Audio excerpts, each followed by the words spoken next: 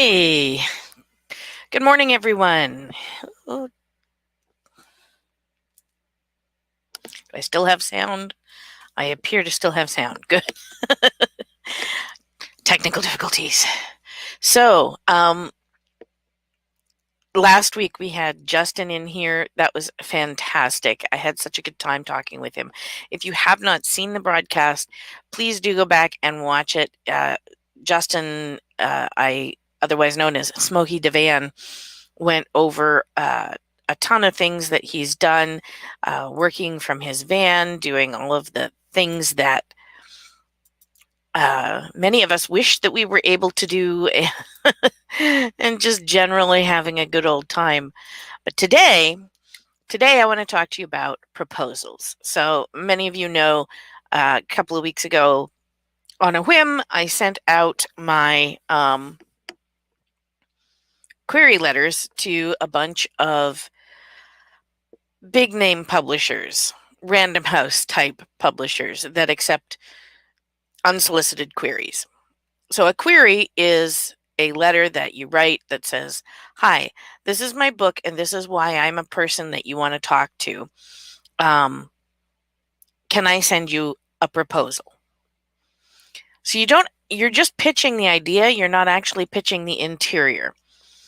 It's an "I'd like permission to send you more information" letter.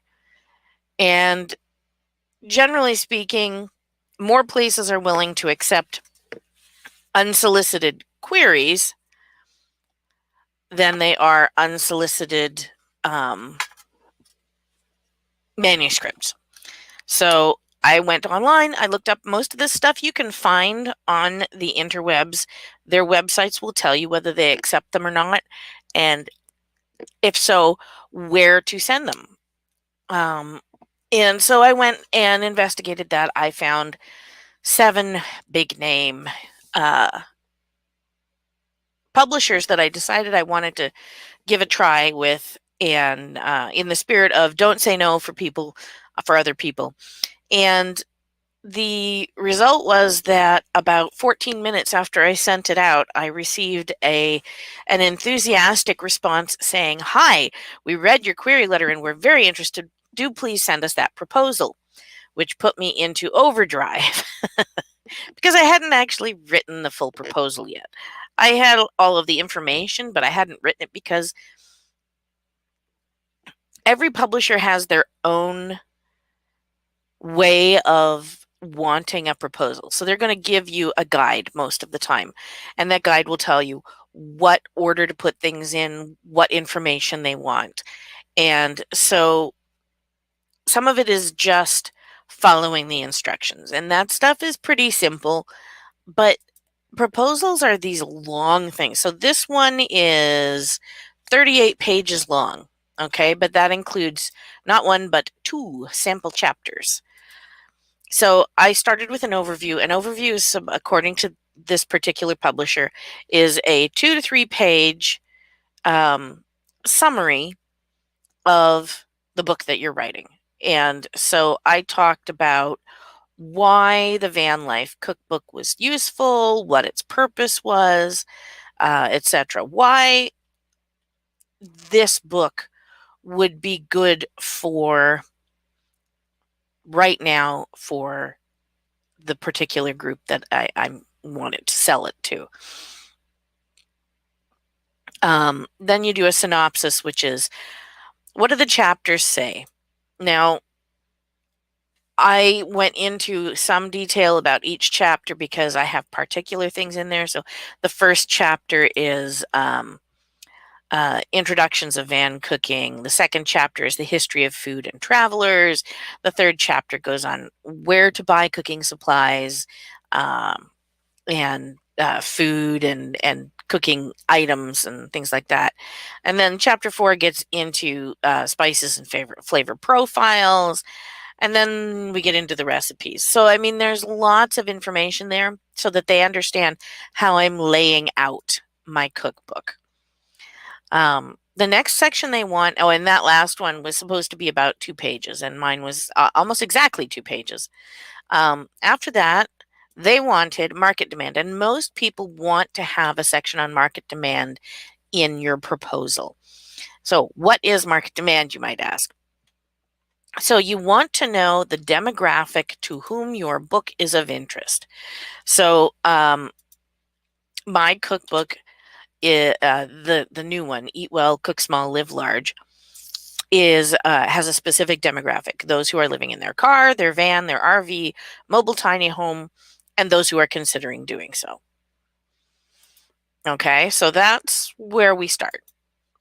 But it's also of interest to anybody living in a tiny home, in a dorm setting, couples living in a tiny apartment, camping, people who do weekend camping, that kind of thing. So it has a wider range, and I was able to go into the details behind that. And I mentioned my first cookbook taught me that any cookbook can exceed its target audience. I expected my reenactors cookbook to be of interest only to a handful of reenactors, and apparently, excuse me, that is not true, because I've had 1,200 copies of the damn thing sold. So um, then you get into specifics. So they want to know what that demographic information about that demographic. So I was able to say, as of 2019, 80.8% of those involved in van life are doing it alone or as a couple. So there are most of the people are doing it alone or in a couple. So that means that meals need to be small. That this demographic of van life people is growing. It went from 102,000 in 2016 to 140,000 in 2019.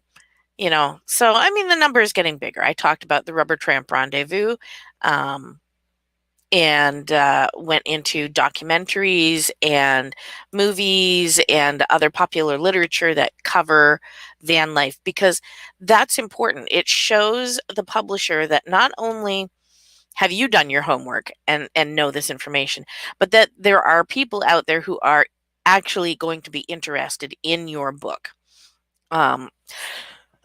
Excuse me. So I did that. And of course, all of these things you have to include percentages and the demographic percentages and things like that. And so you need to put in references. So the next person who tells you that you're never going to use footnoting in your daily life, tell them to go to heck, because it's not true. I have a comparable title analysis, which was a request by these guys, and excuse me, the not every proposal has that, but it is a good idea to put in. So what I did was I looked at books that were similar to my own. Sorry, I got a tickle in my throat. So I looked at specifically at cookbooks that were aimed at people living the van life, and there's a very small number of them, although that number is growing. But most of them are very specific, overly specific. Vegan in a van, vegetarian in a van, van-made recipes. All of these are either vegan or vegetarian. And I'm sorry, but I know a lot of people out there who are quite definitely eating meat while on the road, and that needs to be addressed. So I have about that. I talked about kitchen gadgets and the reason that I talked about kitchen gadgets in that section is a lot of the regular cookbooks that are for one or two are for people who are living in a house or an apartment. And so it's not unreasonable to expect that somebody in an apartment or house would have access to a toaster, a microwave, a 4-burner stove, an oven, a mix master, that kind of thing. And so that's not something that can happen in van life, and that's why a van life cookbook is really important. Um, I talked about how, um, in a van, power is limited, and so you can't have those regular tools and things. And so all of the recipes have to be able to be done without specialized tools. A wooden spoon, a metal spoon, a fork, Um, then I discussed a marketing plan. Now, not everybody expects a marketing plan, but it's never a bad idea to put one in because it shows the publisher that you have thought not just about the book itself, but about where you want the book to be.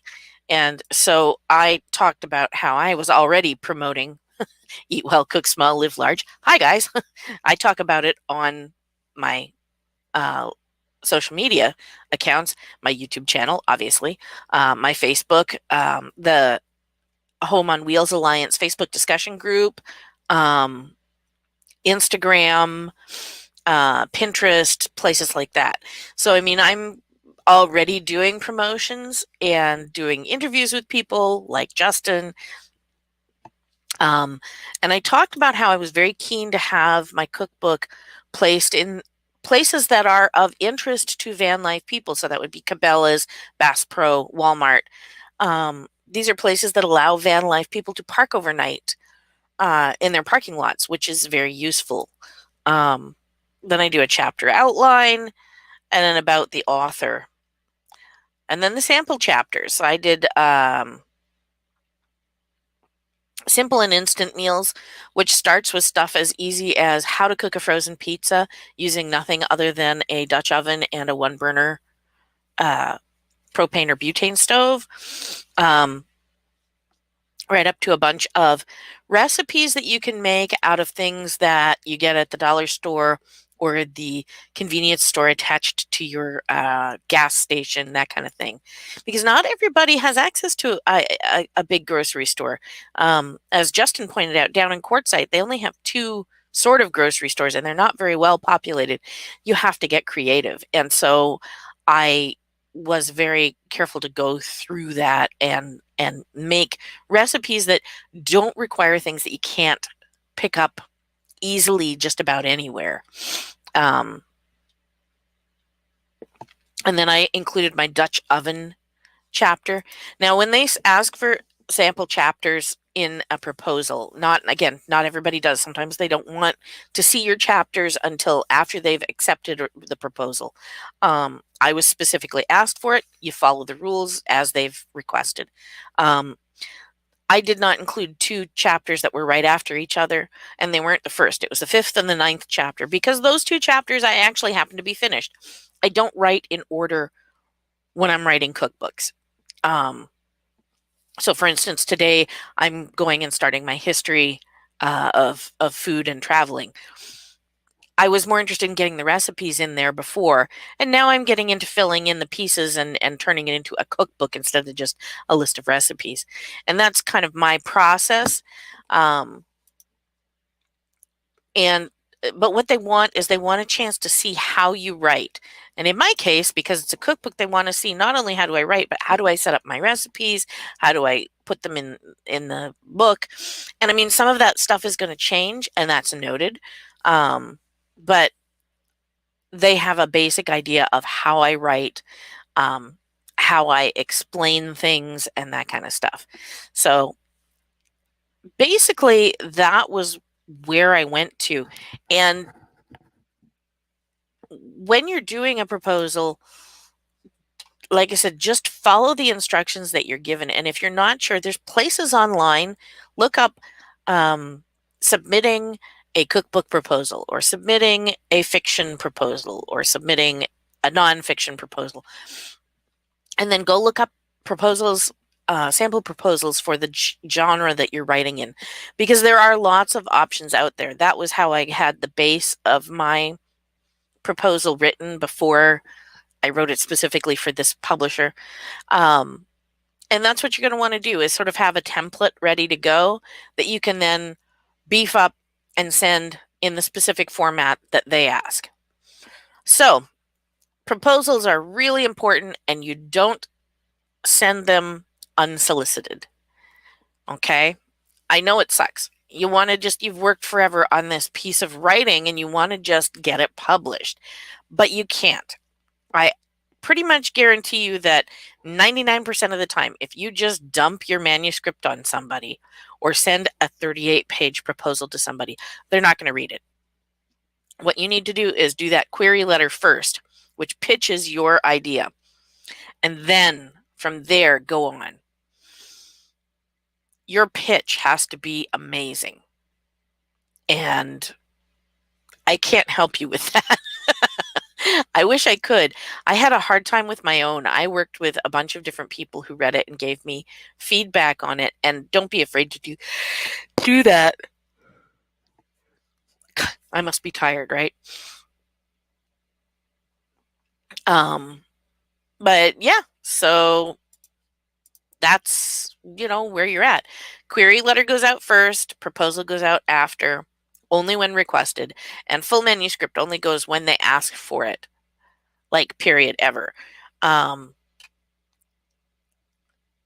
The only time that wouldn't be true is there are a handful of small presses out there that will say, send us your whole manuscript in electronic format and we will read it and get back to you. And sometimes they will do that. Again, if they say to do that, obviously.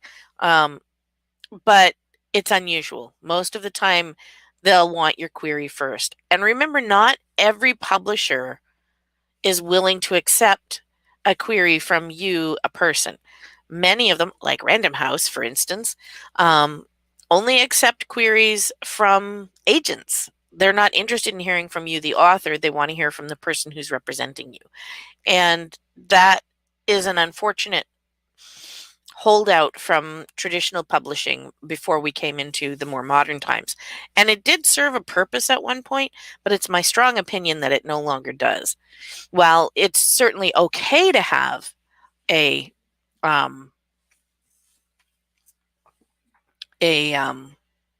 sorry, brain squirrels. It's certainly okay to have an agent.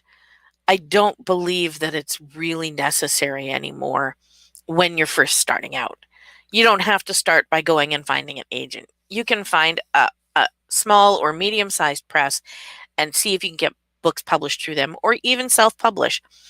For instance, in my proposal, one of the things that I noted, which I think is part of what made me stand out, was that yes, I had self-published my first cookbook, and that cookbook sold 1,000 copies in the first year.